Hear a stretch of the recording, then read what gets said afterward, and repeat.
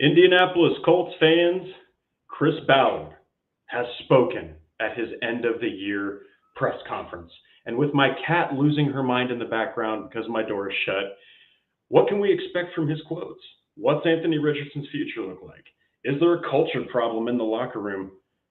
Let's talk about it. Welcome to the Horseshoe Huddle Podcast, brought to you by Indianapolis Colts on SI.com. My name is Drake Wally, deputy editor of the channel and co-host of this show. And before I tell you who I'm joined by, just a brief second, I wanted to thank the one and only Andrew Moore for a couple of fantastic years on this show. A hell of a podcaster, hell of a writer, hell of a friend, and a hell of a father. And you know, that is exactly why he decided to move on, is for his family. And you know what? It takes balls, it takes guts, and it takes a lot to take that step. And you know what? Just a heck of a guy. So Andrew Moore, thank you so much. This one's for you.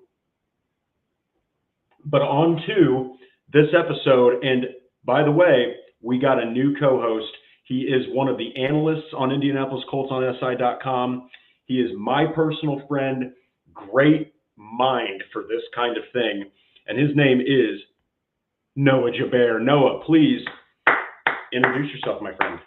Oh, what's up, Drake? I was looking away. I was not ready for you to throw the camera on me. I'm good, though.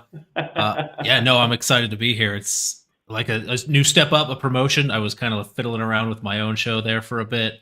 Life got in the way, got a little bit busy, and then like this opportunity where Andrew and you reached out. I'm super excited. I think it's gonna take a bit of time before I feel like I'm still a guest on Andrew and Drake's podcast, right? So it's gonna take a little bit of time before I feel like I'm the co-host of the Horseshoe Huddle podcast, which is awesome to say out loud. So man, I'm super excited to get ready to go. As it should be. Well, you know what, Colts fans, we're just gonna go ahead and dive right into it. Me and Noah, we probably watched the Ballard press conference probably a total like 4 or 5 times between the two of us. And what we're going to do on this show is kind of similar to what we've done before. We're going to use YouTube, so it might be a little bit slower, but we're going to pretty much play the press conference and just separate sections and stuff of the show or of the press conference. We're going to kind of break down certain things from the intro all the way to what he was saying about Anthony Richardson and everything else. But before we even jump into it, overall, what were your thoughts on the podcast, or what were your thoughts on the end of season press conference? If you just had to kind of give a synopsis. Yeah, it's hard to get too much into it just because of the clips that we're going to be playing. We're going to go over this like ad nauseum. Just overall, have we heard this before? Probably 80% of it. Yeah, we've heard before. So hopefully the upcoming season isn't 80% of what we've already seen. Just kind of hoping that his actions actually reflect changes that he's going to make or thoughts that he actually has or something more than empty promises is kind of what we're looking for out of this. Well, you know, we're going to have to see what happens because his seat is about as hot as it's ever been. Yeah. But before we do jump in, we do have to highlight a few comments here. So Hustleman Jones, how you doing, buddy? Good to see you. Then we've got Patrick, what a menace. We're already late. It's the Ballard illness is the reason for the delay. So that's funny because Ballard was late yet again to his press conference. And of course, Andrew Moore, cheers to you too, my friend. We are going to go ahead and jump into this first clip though. And what this is very simple. It is his intro. Okay. And now we're going to let this roll for about 2 or 3 minutes. It's the longest clip we've got of the 7. Yep. But it's very telling because as soon as he sits down, he just dives right into what was wrong. And as Noah mentioned before the show started, eerily similar intro to some of his other press conferences. So we're just going to go ahead and dive right into this one. And it's entertaining. It's entertaining for sure. So let's go ahead and pull it up right here. Excellent face for Chris Ballard. All right, here we go.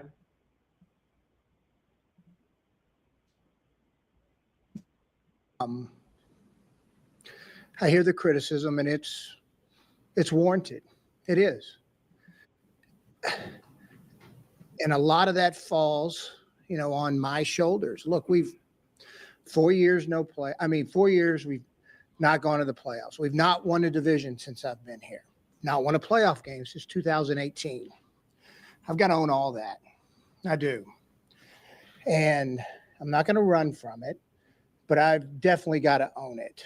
And it's because it's real. It is the truth. I'm disappointed. I think y'all know me well enough to know that I'm extremely hard on myself. I care deeply about this organization, this city, want to do well for them, want to make them proud. And there's definitely a sense of guilt for not getting it done at this time. And I'm very hard-headed, very stubborn. I am. I'm not going to sit here and say I'm not, because I am. And having to really self-evaluate how we build the team and how we move forward is extremely important. You know, as I was sitting sick, feeling sorry for myself, but also self-reflecting on stuff we'll talk about and things we need to do differently. I came to some real truths. I mean, you got to be honest. You got to be able to look the person yourself in the mirror and tell yourself the truth on what's going on and how things are going. That's the only way you can really change and create real change. To our fans, I get it. I understand completely your frustration, and it's warranted. Look, it's a natural consequence when you don't win. It is. And we've got to be able to handle that. I've got to be able to handle that, but organizationally, we've got to be able to handle that. I'm still confident in my abilities. I'm still confident in people I have around me's abilities. Just at this point, we have not gotten it done. I'm grateful. I'm humbled, but I'm very grateful for the opportunity that Mr. Irsay and the family has given me to continue to work here in Indy and get this right, because I do want to get it right for the organization and for the city and for our fans. Saying all of that, floor is yours, and I will answer questions. All right. Well, that was fantastic, wasn't it? What a fantastic opening. Noah, gut reaction. Gut reaction now or gut reaction at the time? I feel like it changed a little bit as I let it sit. Right. At the time, when you started. Yeah. Right. So watching that live, just immediately kind of highlighting the drastic difference between our general manager and our head coach, where one is super good and honest with the media and really open and affable. Shane Steichen just kind of closed off cold to the media. Ballard made a comment later in the press conference about how they're working on that with Shane, about him addressing the media a little bit better. But yeah, just watching that live, just pleased with how honest he was, how open he was. Then just kind of watching that 2 or 3 times, and then going back, like I mentioned to you before, earlier today, I was watching back the press conference at the end of the 2022 season, the Jeff Saturday fiasco. And all of the opening statement lines, he kind of like hit word for word, where he said he was grateful to still have the opportunity to have the job. He point blank said, I failed, I messed up.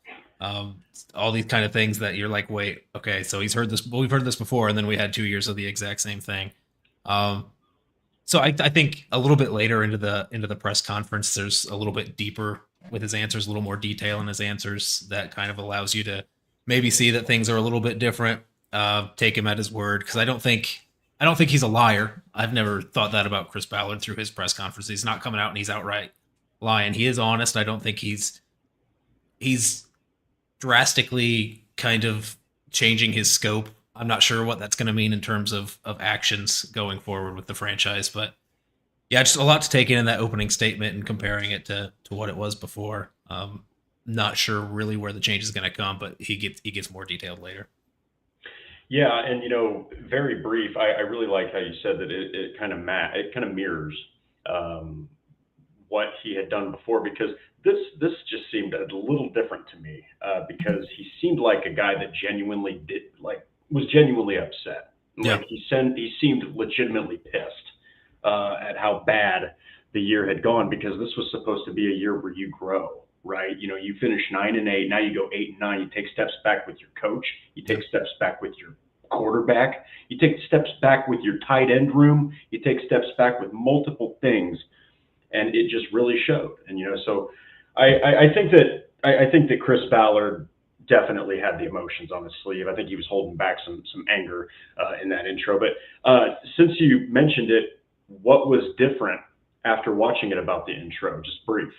Gotcha. So after the intro, yeah, I mean, we kind of talked about this beforehand, how in 2022, there was changes on the horizon, right? They had the 4th overall pick. They hadn't addressed the quarterback position. Every time he would take a criticism in that press conference, he could kind of fall back into, hey, we're still looking for a new head coach. Hey, we're still looking for that quarterback. There's things that might be changing. This year, it just felt like he had to take the beating for 45 minutes or 50 minutes or however long he was up there, because he didn't have any optimism to hide behind. Yeah, and you know what? With that being said, what we'll do is now we're going to get into the next thing is running it back. So he talked about running it back and how that had an effect on the season, and multiple fans, even analysts, even us on the channel, we had said, hey, not exactly the best idea to run back a team that was 9-8. Not exactly the best idea to run back teams that didn't make the playoffs multiple years in a row. And Ballard definitely started to do that. So this one's kind of interesting because it is a little bit shorter. It's about a minute and a half. But I do think that it tells a lot about where he's at as a general manager. So we will jump into this one here. Let's go ahead. This time I won't have the freaking thing on mute, and we will play away.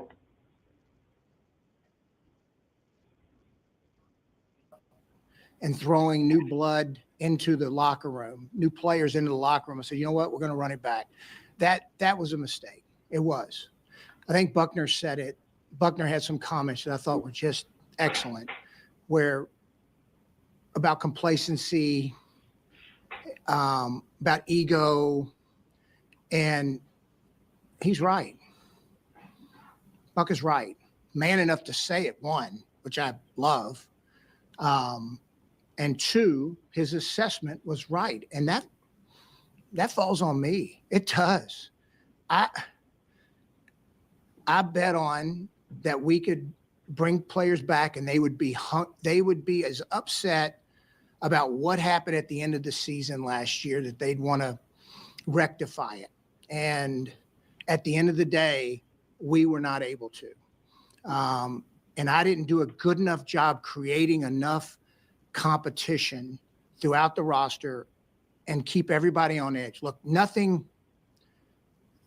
better. Look, at the end of the day, what we do, like we do it in the public eye. There's a lot of money that people make in this profession, but Bill Parcells always talks about achievement. And at the end of the day, it's about competition and achievement. I mean, that's essentially what it boils down to. And I didn't create enough competition on the roster for it to want to achieve in the way it needed to achieve. There's got to be some stress. There has to be. There has to be real stress within that locker room, and an uncomfortability that if I don't play well enough, my ass will not be on the field playing. That directly falls on my shoulders. I mean, it's a lesson. It's a crappy lesson that I've learned. I do a pretty good job self-evaluating. Okay, so went a little long on that one, but that one was really interesting because, you talk about running it back. You talk about not exactly bringing in the competition that you might need to over the years. And you heard some of these players come out and say, hey, there's egos and there's this and there's that. When you don't bring in competition, when you don't bring in somebody to push someone else, you get complacent. Yep. You just kind of start to think, well, I'm good. And that will eventually bring that mentality into your play. So my question to you is, do you think what do you think the magnitude of him just running it back and not, because last year they did bring in some competition, but up to that point they hadn't really. Do you think that was really what killed the momentum? Do you think that just made these guys complacent? Like, what were your thoughts on that exact quote? Because that's a big one. Yeah. His quote that's just like a tonal shift from everything that he's kind of talked about, where he's Exactly. essentially like it's like essentially the first time he's like called out his guys for not competing. I don't remember if it was on that clip because I had it on mute because I've heard it 7 times at this point. But he was talking about or some of the guys that he brought back, just that he assumed that they would be hungry enough after how last year ended, and they weren't. And that's kind of the tone of what he said about competition. But that clip that you played, I feel like a lot of it talking about competition is stuff we've heard before from him. We're going to add to that room. We're going to bring guys in. What was telling, I think I've never heard him say new blood, which I think is the first 2 words that played in that clip, where he I think there was a question from Nate Atkins later in the presser where he's like, can you commit to signing multiple free agents? He didn't say it like that, obviously, but that's kind of the tone that I inflected on it. Or commit to sign free agents. Because he signed a free agents class of 2 people. What was it? Raekwon Davis and Joe Flacco essentially was the free agent class last March. 9 draft picks came in, which is the usual, but he's like admitting that those 11 people, new blood, whatever, wasn't enough in terms of, it sounds like just sheer quantity wasn't enough. So he's kind of acknowledging that. So I think he's kind of painted himself into a corner where he's not committing like Nate Atkins wanted him to during that press conference, but in a way he's kind of saying, yeah, we're going to add more than multiple free agents. Yeah, one, because I got to pull this one up from Patrick. So the big one is Blackman. I mean, we saw Julian Blackman fall off a cliff this season as far as his efficiency. I know that he still made some plays, but there was a reason that he didn't really command much on the open market. Okay. Yep. A lot of teams looked at this guy and they were like, dude, you're injury prone. You've had one good season ever since I think the best one he had previous to that was his rookie year.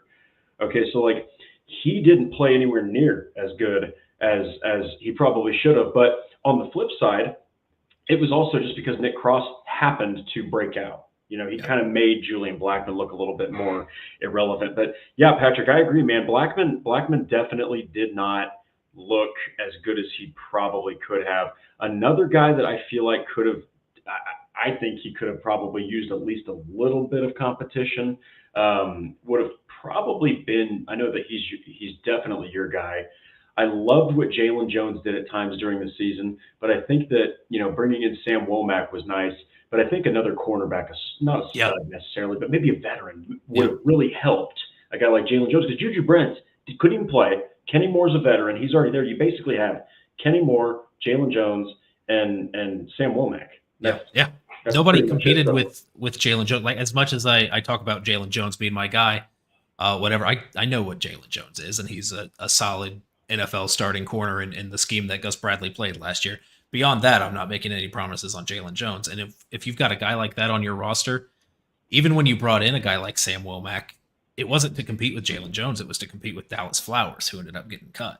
So you're not even bringing somebody to push Jalen Jones. You're bringing in somebody you hope can stop the bleeding at the other cornerback spot you have. So even when they bring in an outside guy, in that case, it was Dallas Flowers feeling the pressure, I think, and it wasn't so much Jalen Jones, where I think if you've got that sort of average starter, you want to push them as much as you can. You mentioned Julian Blackman and Nick Cross. Nick Cross did break out. I think the Colts were lucky in that sense because the guys that he were competing with were 7th round Rodney Thomas, who kind of fell off after his rookie year, and not a waiver wire claim last year in Ronnie Harrison, who they've played around with moving to linebacker. So they didn't really bring any competition in for Nick Cross. That just kind of happened to work out for them.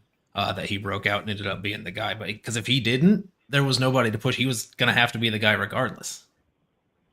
Yeah, and I think one of the biggest things that also stands out is the trust in in the guys that he's put in place. Yeah. It's nothing wrong with being confident. There's nothing wrong with being, standing behind what you believe in.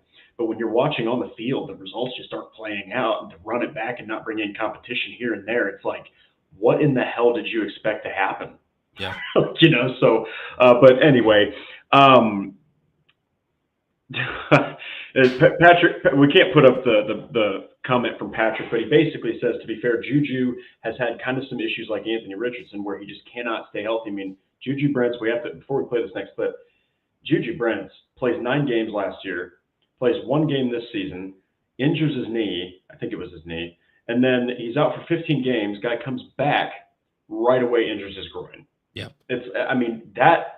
That's going to be something, because right now Jalen Jones is without question your top outside cornerback, if for no other reason he's been on the field. So, can I pose something to Patrick there based on that comment where he says Juju's kind of the defensive Anthony Richardson? I would argue he's the defensive Jelani Woods, which is a step down. I'm not. He hasn't played that well when he's been on the field, and he hasn't been on the field nearly as much as Anthony Richardson, even as much time as Anthony Richardson has missed. That just blew my mind, because that's probably one of the biggest question marks that I've had that the Colts have selected. Is you're like, he's probably the most talented tight end. That's the thing. He probably has the most talent of anybody in that room. Doesn't matter when he can't stay healthy. So that was actually a pretty awesome. I did not even think about that. But I think you go into training camp next year operating the same way on both of those guys, where you're not counting on them to even make the roster. You just kind of hope something happens. Yes. And so that actually leads really nicely, because we kind of mentioned it briefly, but free agents, this is something that Ballard has received quite a bit of pressure on. And I do think that he deserves it, because, when one of your biggest moves is going to be Sam Womack, that's not exactly inspiring, even though he did play well enough and outplayed a waiver claim. But so we're going to go ahead and jump into this one from Ballard right here. Very short, very, very short. But very, very important to hear what this guy has to say here. So,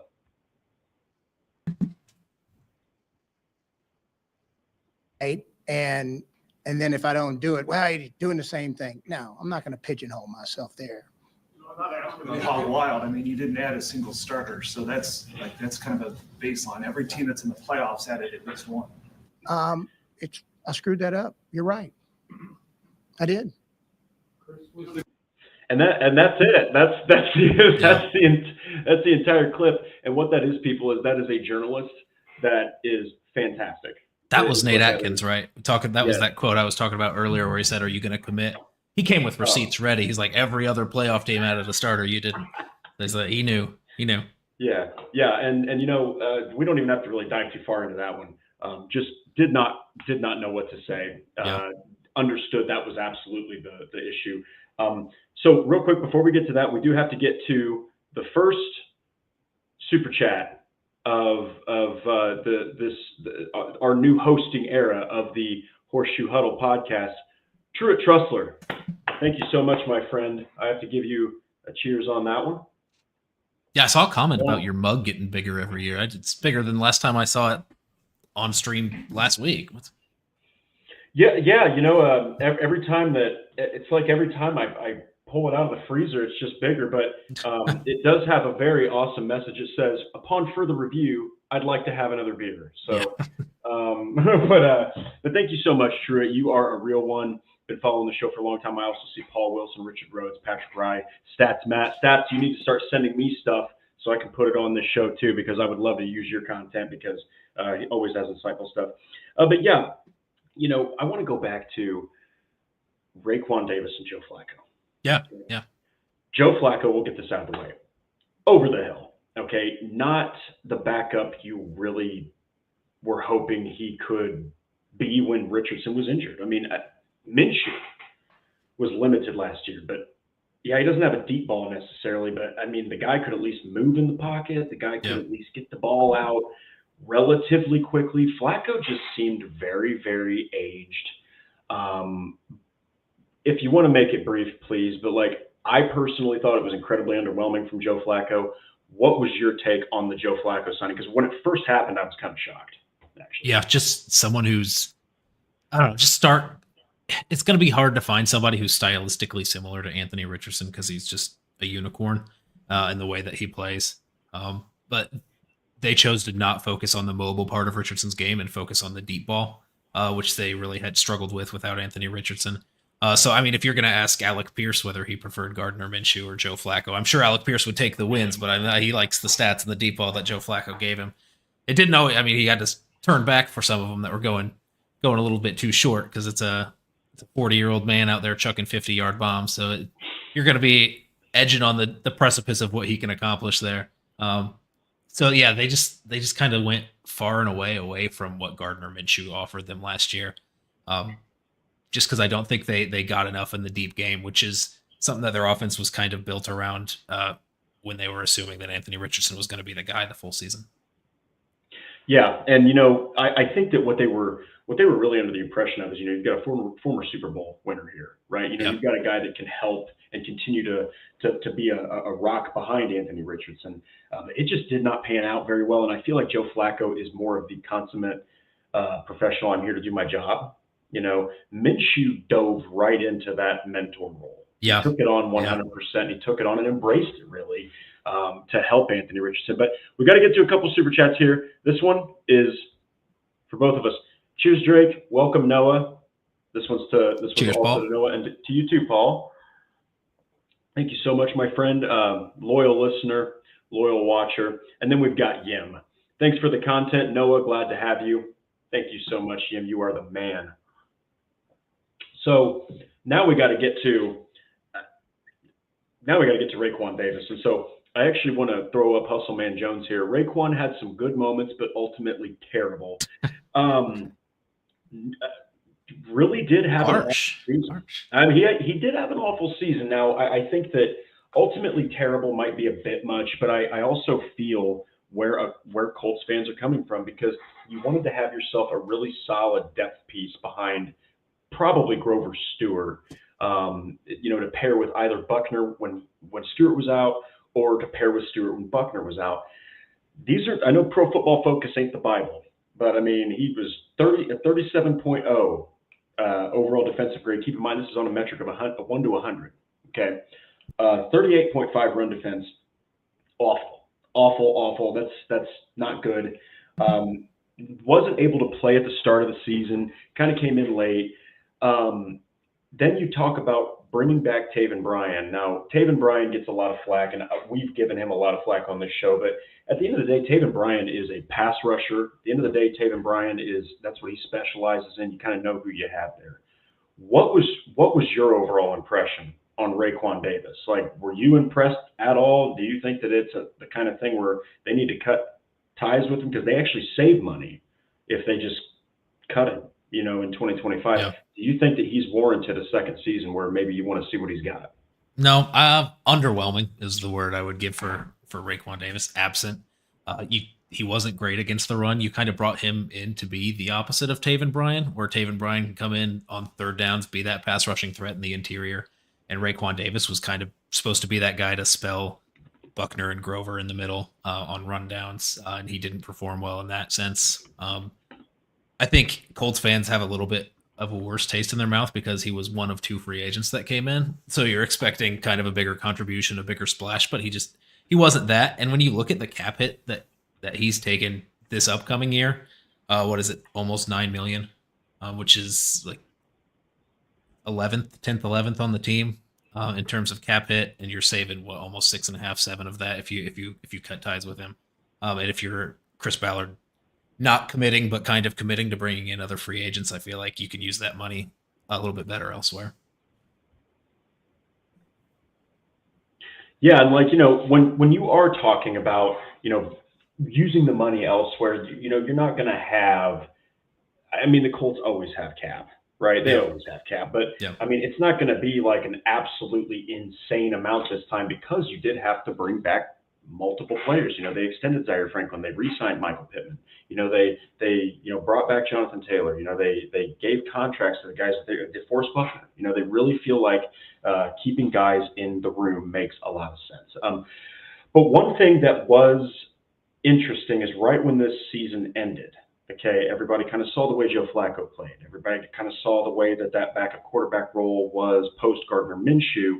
And so what ended up happening is people are clamoring for QB competition. Now, we've got plenty of talent that's going to be coming out. Guys like Justin Fields, guys like Trey Lance, those are guys who could potentially push an Anthony Richardson. Yeah. But Ballard kind of shared a little bit of what he thinks about the QB competition. Now, this one's a little bit over a minute long, but it's really, really interesting. So we're going to pull this up real quick. There it is. Let's go ahead and give the fans a full screen.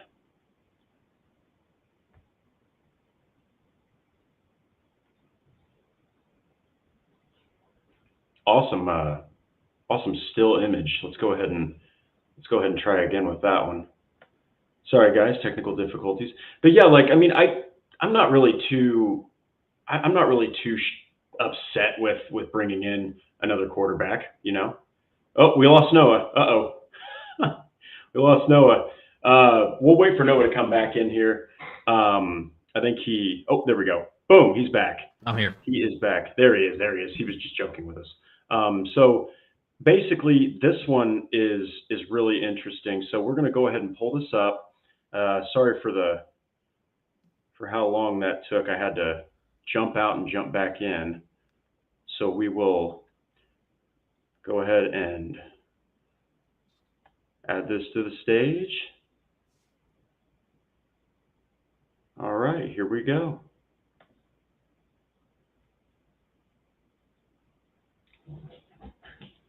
In competition, does that mean somebody younger who could be the starter going forward? Because obviously, you bring in Joe, his future is limited by age. We'll bring who we think is, the best guy we can bring in. I'll say this about Joe Flacco. Joe can still play. Like you saw that. He had for a guy that's turning 40, still moves better than I anticipated. Still can throw the freaking football and still can win games. In terms of the age and where it comes from, I'm not ready to stamp that right now. But look, we did it the year before with Gardner. We brought a guy in that played pretty good football for us. I thought Joe had his moments of playing really good football for us. I thought at the end, he played really good. So I'm not ready to target, where it'll come from or who it'll be or what age they'll be. I don't know that yet. There's a couple things on the roster. And an MRI. Will he need surgery back? Okay, so that one's really interesting. Just gut reaction to his comments on Joe Flacco. What were your thoughts on what Ballard said, and then how do you personally think that Joe Flacco played when you were watching him? I think he has to say that. He's not going to come out and say a 40-year-old quarterback that he's cutting ties with played terribly. There's no winning if you say that. You let him go out gracefully. You say he can still play, he has a lot left, whatever, but he's not going to be back with the team next year, so he can say whatever he wants about it. I think it's pretty clear he didn't have a lot left in the tank. He didn't really move better than we thought he was going to move. He didn't throw the ball deeper than we thought he was going to throw it. And he really didn't win games. So kind of everything that he said seems like a bit of a formality. And they're definitely looking elsewhere to bring in competition. Yeah, and I can't get behind that Joe Flacco looked good. Yeah, I can't get behind that. They still lost to the Jags.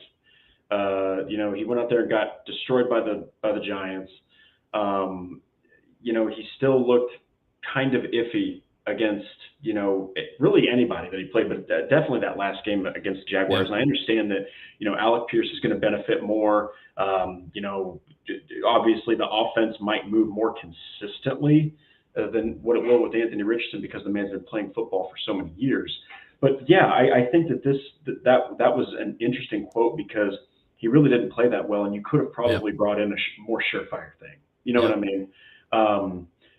Do you think that Flacco has warranted another season in the NFL? Do you think that he should retire after watching what you saw? I mean, if the Colts were his only offer after his comeback year with the comeback player of the year season last year with the Browns, then I don't think there's going to be offers raining in for his services after kind of the performances that he put out. I don't want it to be all bad about Joe Flacco. I don't want to feel like I'm ragging on the guy, because I think one thing that you did see when Joe Flacco came into the game is kind of halfway through the season with Anthony Richardson.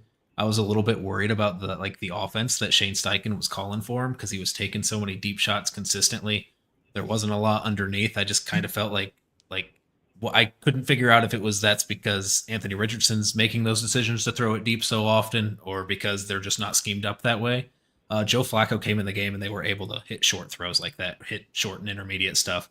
So it's clear that within that Colts offense, there are those options available, and it seems like it's just Anthony Richardson more often than not opting to take those deep shots. Yeah, and Joe Flacco, real quick, one game that really stood out to me was the win against the Titans, right? Yeah. He waited until the ass end of the game to throw the football deep. Like I understand, like I know he hit Alec Pierce like 3 times in the fourth quarter for like 134 yards on 3 targets. I mean, so Flacco had games where you're like, he's a check down god. He really is. Yeah. Flacco more often than not, oh my God, he will just throw the ball as short as he can, as safe as he can. But when you start getting in those situations, I mean, then he stops caring about that, and he starts trying to target that end zone. He starts throwing that football deep, and I think that there were some things that were good. Yeah, we don't want to trash Joe Flacco on here too much because, again, he is 40 and he's never really been a runner. So this next one is about getting aggressive, and it's actually quite a short clip. It's only about 35 seconds, but it's about, really putting the foot down on the gas pedal and trying to further the talent of this roster. So this one is probably about 2/3 of the way through the entire press conference, but let's go ahead and bring this one up. Here we go. We got it ready. Beautiful. I will not be. It's not in my nature I'm not going to hamstring this organization for the next 3 or 4 years. No, we will do what we need to do to build the best team we can build that can get this thing going forward. And if we think it's a situation where, okay, this is worth it, we would do it. But it's one where I'm not going to be irresponsible. I wouldn't do that. Are you surprised? So this one has so many. This one has just so many like nuggets that you can kind of pull from just a 35-second clip. Do you think that if he made a couple of splash signings, he's hamstringing the franchise? I don't know. I go back and forth with this because it depends on what you want. If you want Chris Ballard back after this season, I think Colts fans will say, hey, yes, I want this season to work out. I want him to make the playoffs, wild card, whatever. But if you're thinking long-term of this franchise, let's have a bad year, get Ballard out, do a full reset, then maybe you don't want him to hamstring it. Because the Colts right now are really, really well set up to do a complete reset of coaching staff, front office, and pretty much the entire roster after next season. There's very few players who are taking up any amount of cap after next season that you can't move on from. I think DeForest Buckner is going to be really the old one, but I don't know if you're going to want to move on from DeForest Buckner anyway. But yeah, guys who are still on longer deals like Zaire Franklin, Quentin Nelson, Braden Smith, those kind of guys, you have outs after this season where you're saving quite a bit of money by moving on. So I don't think Chris Ballard having that in mind to make things easier for the next regime that comes in. And he's just going to be kind of conservative with money by nature. Do you want him to go out and be aggressive this offseason and kind of spend big on that money? Or spend that money kind of willy-nilly and go out and get guys just because he feels like he hasn't? Yeah, I mean, the thing is, they're sitting here at currently 18th, I believe, in the NFL in cap space, and they have $28 million. Now, that you have to also factor in that there are contracts you're paying out, and there's all this other stuff. And, I will say, Will Fries is probably going to get re-signed. Yeah. Okay. That's probably going to cost you some money. All right. You already are paying top dollar to the rest of your offensive line pretty much outside of Bernard Raymond right now. And who's going to need a contract soon? Who's going to need a contract soon. So while we all, and including myself, we would love to see a potential splash signing or something, I don't think it would hamstring the franchise, like you said, depending on what you want. You need competition at quarterback. Okay, you probably need something better in your defensive interior. All right, it wouldn't hurt you to bring in a cornerback. It wouldn't hurt you to possibly bring in a safety. You're probably not keeping Julian Blackmon. You probably need a safety. Maybe you draft one, but and then on other areas of the ball, I mean, heck, it might not be bad to bring in a wide receiver. Because there's a lot of different areas where smaller signings could make sense, or maybe a bundle of those. It's just last year the lack of bringing in outside free agents was just so unbelievably glaring. Yeah. You brought in Flacco, great. You knew he was going to be a backup right away. Then you bring in Raekwon Davis, who actually wasn't too bad for the Dolphins, but for some reason he just wasn't able to get it going this year for the Colts. So, you're kind of looking at that like, are you going to keep him? Are you going to cut ties with him? Was he bad enough for you to not give a chance to him again? We'll have to see. But I like the idea. I don't know about you, and I kind of want to hear your thoughts on this. If there was a quarterback that you were to sign, right? Let's say that you're in Ballard's shoes and you're thinking, this is a quarterback that realistically would take a contract with the Colts. Because let's be honest, there's some that are going to be starters, right? They're going to be able to get starting positions. Do you think that they need to go with like the higher level of a signing, or they need to go with a guy who's a clear backup, like maybe an Andy Dalton or something, and maybe avoid trying to pursue a Justin Fields or, a Taylor Heineke or a Trey Lance? Yeah. I think I'm a Trey Lance guy, more so than Justin Fields. He's not going to command as much. Just kind of what's it going to be his I guess this would only be his third stop in the NFL, but really no playing time to speak of. I feel like we're kind of in that position as a league where you take chances on these high round guys who are maybe in their third or whatever stop, Sam Darnold, Baker Mayfield, just for like the 5% chance or less that it hits. Maybe you get something. I think that's kind of the only way I would go for it. The other way that you're thinking is like bringing back someone like Gardner Minshew and doing that kind of thing. I don't think Sam Darnold's getting out of Minnesota, and even if he does, I don't know if you're paying him $40 million a year. I think that is the kind of move that Ballard's talking about that'll hamstring a franchise for years to come. I don't think Justin Fields would command enough to hamstring a franchise. I think it'd be cool to see him come in and compete. Would I do it? Maybe. I don't know. You're trying to save your job at this point if you're Chris Ballard, so really you're kind of taking as many throws at the dartboard as you can at quarterback. So yeah, I mean, I'd be open to anything and everything if I was him at this point. So, which one? Here we go. So we got Lance, we got Jones. Daniel. Which Jones? Daniel Jones. Oh man, I mean, so those are intriguing ones because Daniel Jones is going to fight like hell to get back in the starting position. I think that he's going to. Zach Wilson. Would he really compete with Richardson? That's an interesting one because he does have legs. He can run. I feel like Zach Wilson's kind of in the same camp as Trey Lance there, where it's those high overall picks, high athletic trait guys who haven't really proven anything at this point. Yeah, and so I do agree. I think that it would be really nice if they brought in a guy who's going to gun for that starting position, not like be a culture cancer or anything like that, and maybe form dissension. I'm just talking about if you bring in Andy Dalton, guy like that, you're clearly saying you're a backup, okay? Yeah. And he's probably not going to push a guy like Richardson. But you bring in a guy like Trey Lance, you bring in a guy like Zach Wilson, man, they're probably going to fight like hell to get that starting position, and it would push Richardson. We saw what it did with Alec Pierce when they drafted out A.D. Mitchell, okay? You saw what that did, and we didn't think Pierce would respond. It helped to get Flacco and Richardson throwing him the football, right?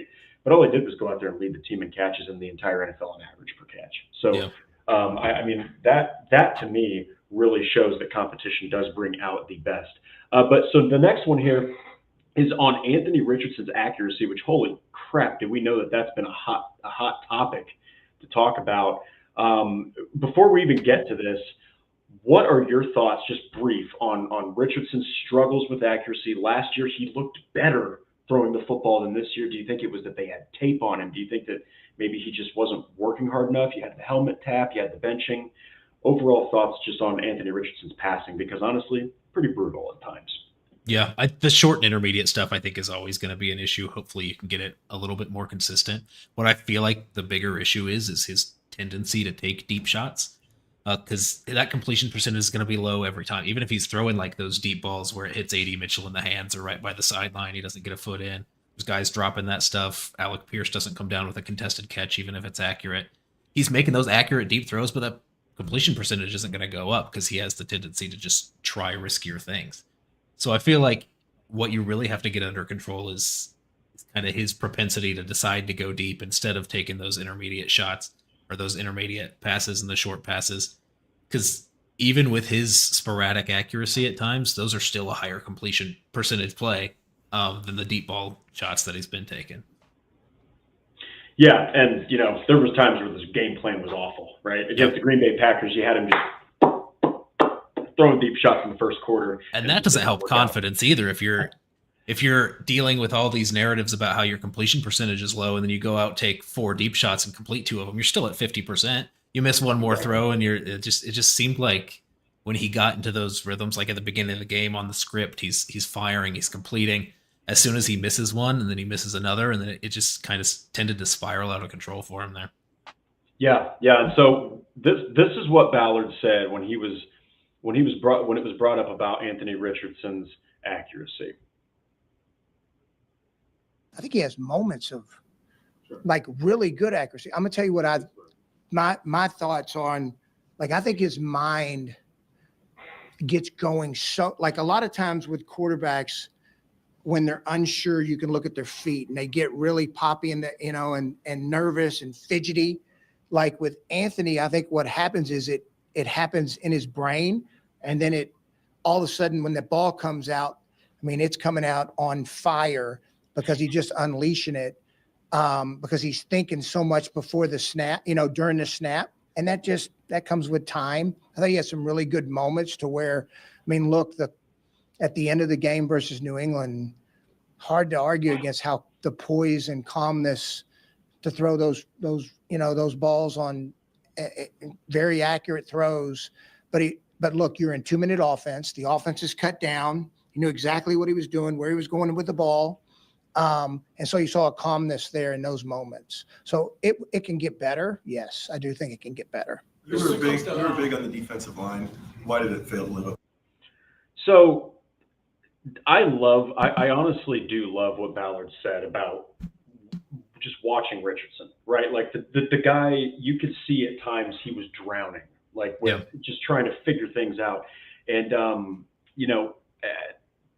actually Andrew mentioned it, that he sees an open receiver and he says, oh my God, I got to throw that. Yeah. And he doesn't like throw it where he's going. He just tries to beam that football right at the receiver. So, do you think Richardson's just like learning his fundamentals away from finally getting on track as an NFL quarterback, or do you think that it's deeper than that? Do you think that this guy's got to, really have an entire off season? He's got to have a full off season where he's linking all of the fundamentals together. His hips are marrying to his feet are marrying to his shoulders. Do you think that he's far off based off of what you saw in 2024 with his fundamentals? Because Chris Ballard basically described it perfectly. I think you could see him get back to kind of his rookie year. I feel like you saw a little bit less spraying. Maybe it was just because of the lack of playing time. We saw him a little bit more this year where he had more opportunities to miss passes. I think the jury's out, man. I don't think that it's going to be easy for him to get back to 60% or 55% even. I think he is what he is at this point. And I think there's a little bit that you can improve, but I think you see Josh Allen, like all these stories about how Josh Allen improved his accuracy and completion percentage so drastically. Josh Allen's the only one that's done that, or the only one of like high note recently that's done that. And I think that shows that it's possible, but it shows you shouldn't expect that. So if you're going into a season saying, hey, there's a 50-50 shot that he's going to be accurate, and there's the other 50% says this is going to hamstring our offense and be awful, then you're kind of already operating on a disadvantage there. Yeah, and I don't think that Colts fans should. This right here. This right here is actually really, really interesting. I mean, it's very true. You just said it, actually. Josh Allen is an exception, okay? Please stop comparing Anthony Richardson to Josh Allen, okay? Like, Richardson is on a different trajectory. He's more, I think he's farther away from hitting that stride, okay, than what Allen was, right? Like, Allen was in the playoffs when he was struggling still. Like, he still got to the playoffs. I mean, I remember when he was playing the Texans, the dude was going out of bounds and he was still so all over the place. He underhanded threw the freaking football onto the field, man. I mean, Allen was doing some wild stuff on the field. But yes, I do think that Josh Allen is absolutely an exception. But I don't think the Colts fans should expect Richardson to ever be a 65% guy. Yeah. Like, he's going to be like 60. If he gets over 60%, there you go, man. That's a great start. He's just got to start hitting those short, intermediate throws.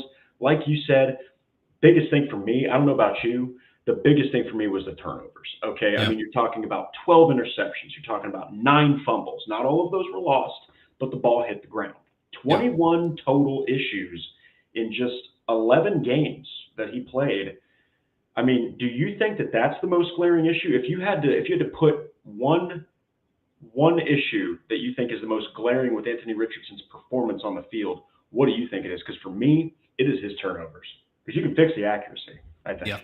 I think turnovers are big. I think one thing that I worry about with Anthony Richardson is I think we're all enamored with how he gets away from defensive linemen who are hanging off his back and he avoids sacks at all costs. The thing that happened, I don't see him making plays after he avoids those sacks.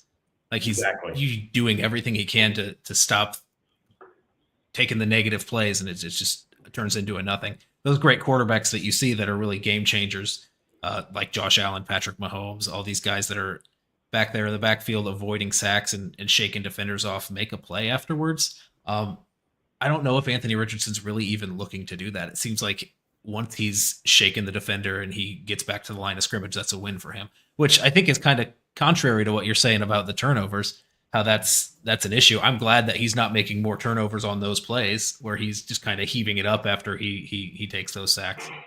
In terms of the turnovers, though, like you addressed, I think fumbling is a way bigger issue than the interceptions. I think you can expect that young quarterback to throw those interceptions, and I think that can gradually improve over time. Fumbling, I think, with his strength as a running quarterback, he's just kind of running and holding onto the ball like he was in college, where he had that issue in year one where he's kind of taking on defenders and not really protecting himself against DBs or whatever. I feel like that thing kind of bled into his ball security also, where he's not protecting the ball when he's one-on-one against defenders. He's kind of holding that out there and losing the ball. And when you've got a quarterback and you want to rely on his legs and the running aspect of his game, you really have to be sure that ball security is not going to be an issue. Yeah, and I think that there was okay, here we go. Yeah, this is from Richard Rhodes. I'm hopeful AR can get there, but I'm not banking on it, to be honest. Unfortunately, Josh Allen was never questioned how hard he was working to improve. AR is being questioned. Hey, man, that's a very interesting comment, because you don't know what you can't know, right? Yep. And I do think that the whole helmet tapping thing, I'm going to be honest, I don't think he knew. I mean, he probably knew that might not be a good idea, but I don't know if he definitively knew he shouldn't do that. I think that goes back on the coaching staff. I think that goes back on the culture. I mean, he's out there saying, you got a coach saying, well, he's got back soreness. And then you got AR saying, oh, by the way, I had a back strain so bad, back spasm so bad I was crawling around my house. And been dealing with it since I was in 8th grade or whatever he said. And it might be chronic. Yeah. I think, just on that point, AR is just as bad with the media as Shane Steichen is. They're just bad in opposite ways. Just to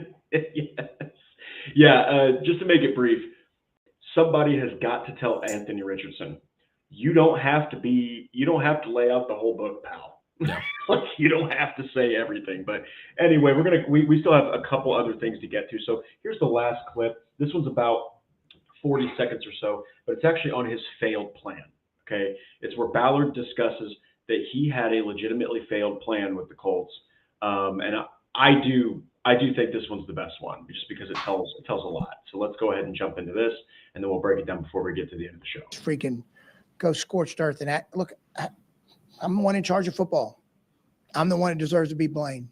But also, I've learned some very hard lessons with my stubbornness of I had a vision of building something, and it needed to be a vision of building that could actually win and keep competition going in that locker room. And that is where I fell short. It is. I kick myself for taking a couple years to be so daggum stubborn. Well, there you have it. There you have it. Chris Ballard's plan failed, Noah. Yeah. And we haven't. So Yeah. So before we get to it real quick, well, actually, we'll get to Stats Matt's comment right there because that's something we had so much stats we could have used. We could have had a 3-hour show talking about this press conference. We had to limit it down. We could do Thursday on the press conference also and still have everything that we haven't touched. So.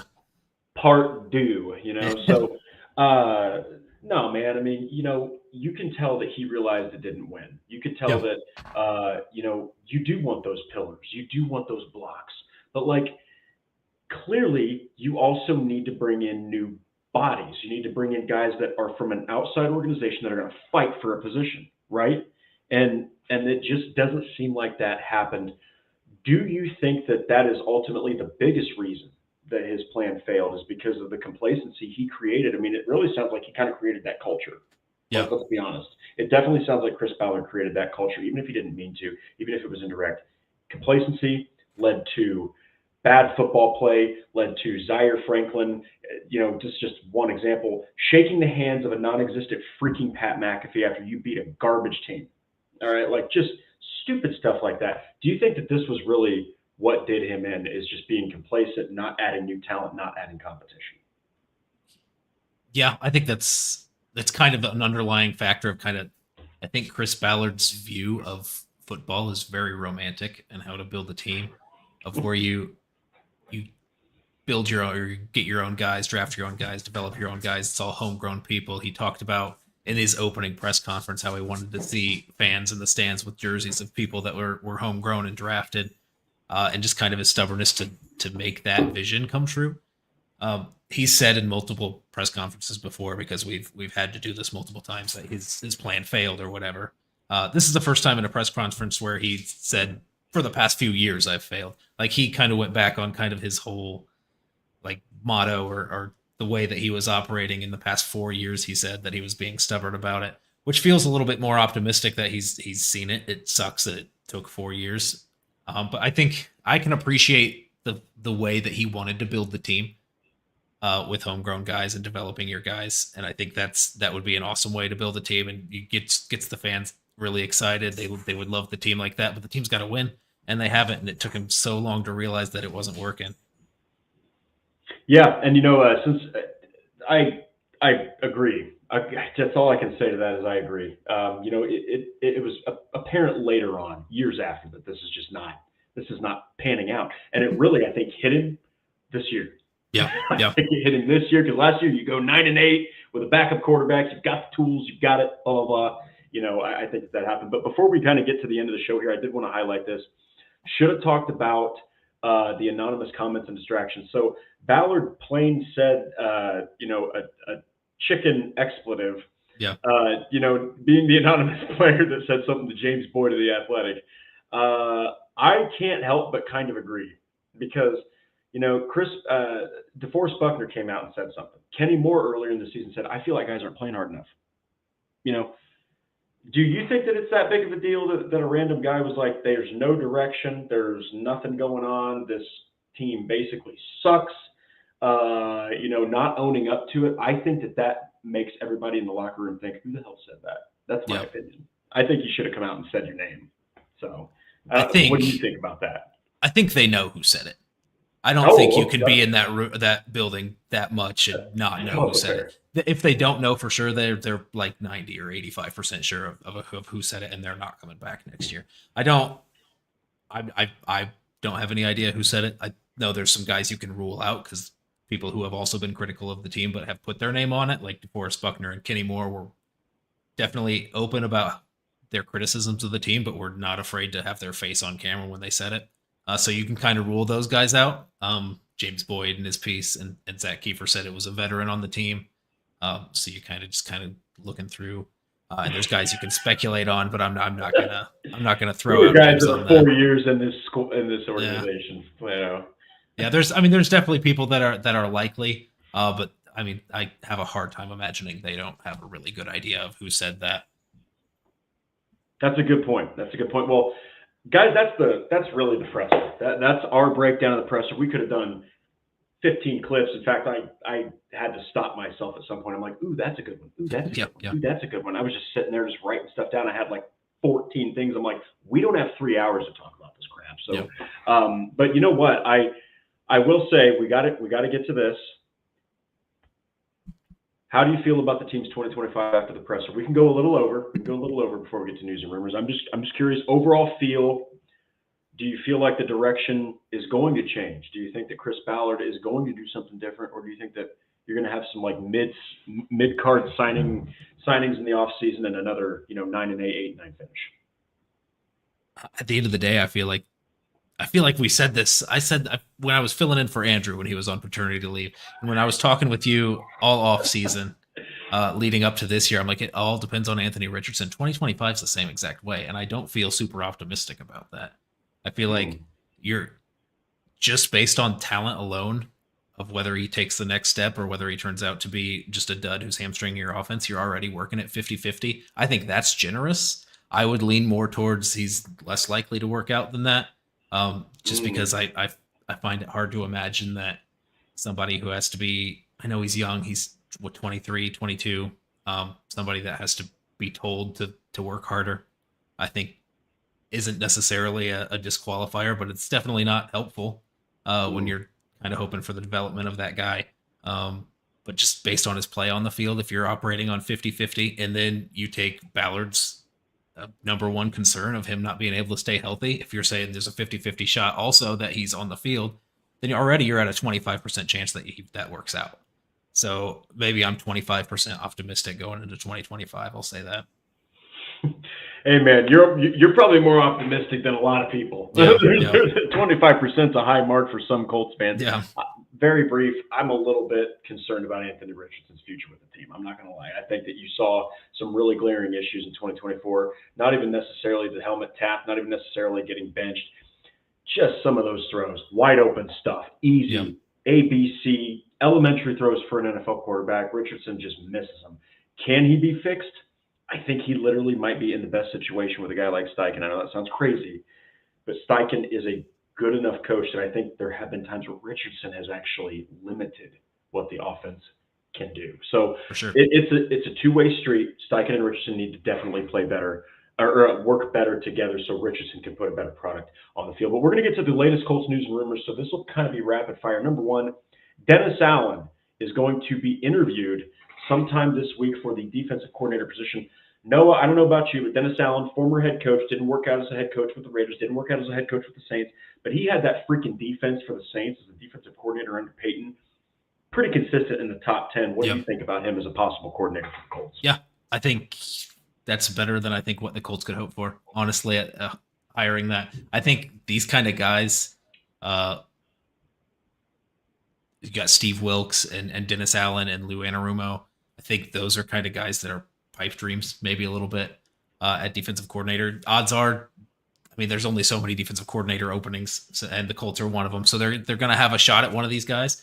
But also, when you're thinking about Chris Ballard and Shane Steichen on a make it or break it year, are you signing one of these top names at defensive coordinator for a lot of money on a long contract? Because you're going to end up eating that if you end up moving on from Shane Steichen and Chris Ballard. So I don't know if there's some hesitancy from ownership to commit to a high value guy long term. But I don't know. We'll see. I haven't dug in a ton into Dennis Allen or really many of the defensive coordinators kind of schemes and how that might look, but just kind of logistically, a high dollar guy at defensive coordinator going into a multi-year contract on a make or break year, I see a little bit unlikely. Yeah, I mean, do you go with Ephraim Banda, a guy who's the safety coach from the Browns? Do you go maybe with Lou Anarumo, who is well respected, but I mean, he is coming off of kind of a tough year. But Dennis Allen, he's an experienced coach with a modern approach.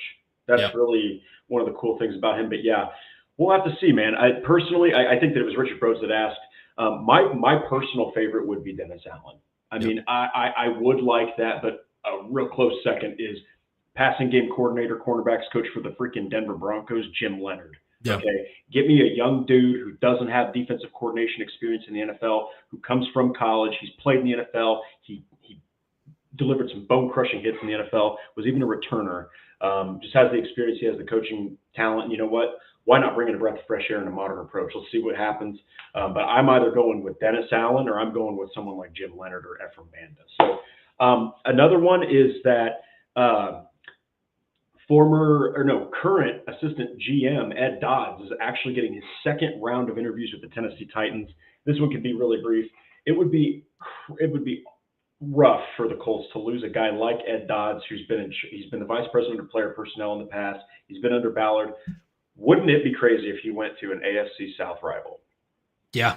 I think that's the most interesting part of it is that it's the Titans. In terms of just, I know Ed Dodds is he's a highly sought after guy. He's been for years. He's going to be a top candidate. In the situation that the Colts are in, if he goes, he goes, and that's going to be okay.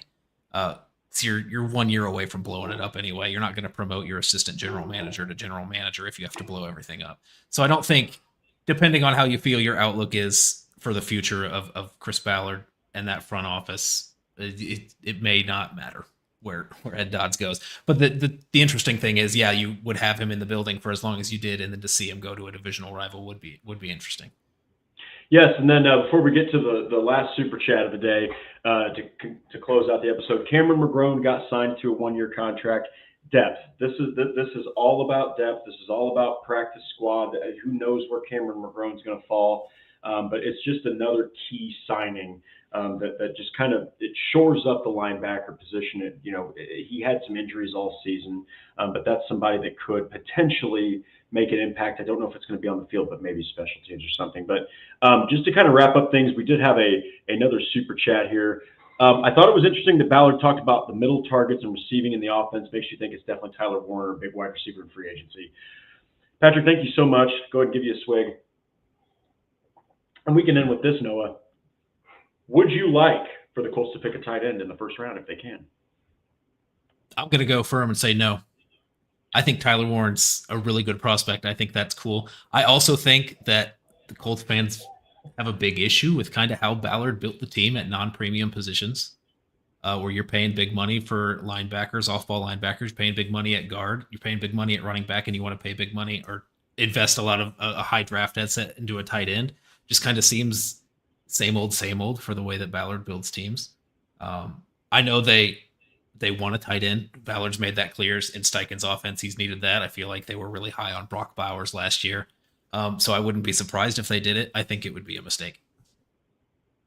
Ooh, well, you know what? We're running late, so we'll start talking about who we feel like they should be drafting. But that is interesting because part of me agrees with you, and we'll get into that later. But guys, that's the show.